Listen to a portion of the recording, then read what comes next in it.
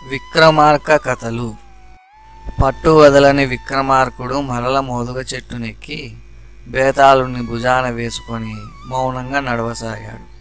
అప్పుడు శవంలో నుంచి బేతాళుడు, విక్రమార్క మహారాజా, నీకు మార్గాయాసం తెలియకుండా ఒక కథ చెబుతాను విను అంటూ ఇలా ప్రారంభించాడు.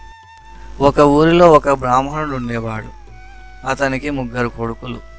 విద్యాభ్యాసం కోసం ఇతర దేశాలు వెళ్తూ అడవిలో ఒక దారి 3గా చీలడం చూసి ఒక్కొక్కడు ఒక్కోవైపు దారి ఎన్నుకొని, ముగ్గురము 1 సంవత్సరం విద్య నేర్చుకుందాం, ఎవరు ముందొచ్చినా తక్కిన వాళ్ళు వచ్చే వరకు ఇక్కడే ఆగుదాం అని నిశ్చయించుకున్నారు.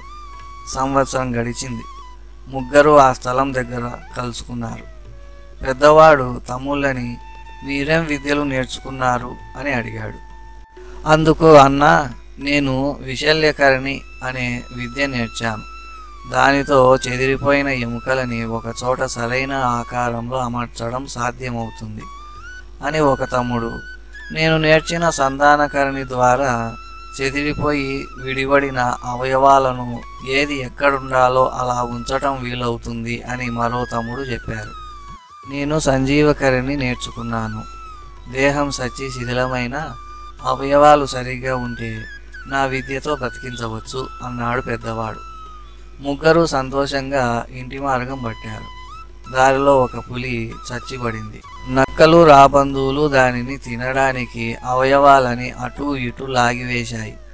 అది చూసి, అన్నా, మన విద్యలని పరీక్షించడానికి మంచి అవకాశం వచ్చింది. పులి ఎముకలు చెదిరిపోయి ఉన్నాయి కదా, నా విశల్యకరణి శక్తితో వాటిని సరిగా చేరేటట్లు చేస్తాను చూడు అని అలాగే చేశాడు. అన్నలు మెచ్చుకున్నారు. రెండోవాడు, నా శక్తి చూడు అని పులి అవయవాలు ఏదేవి ఎలా ఉండాలో అలాగా తన విద్యతో కూర్చాడు. పెద్దవాడు సంతోషించి తన విద్యతో దానికి ప్రాణం పోశాడు.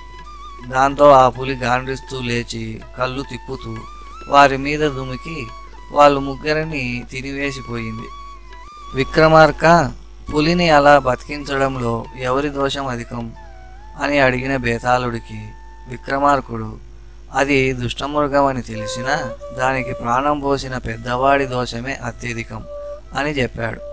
విక్రమార్కుడికి ఈ విధంగా మౌనభంగం కాగానే బేతాళుడు విడిపించుకొని రివ్వున ఎగిరిపోయి మోదుగ చెట్టు కొమ్మకి తలకిందులుగా వేలాడసాగాడు. విక్రమార్కుడు మళ్ళీ అతని కోసం బయలుదేరాడు.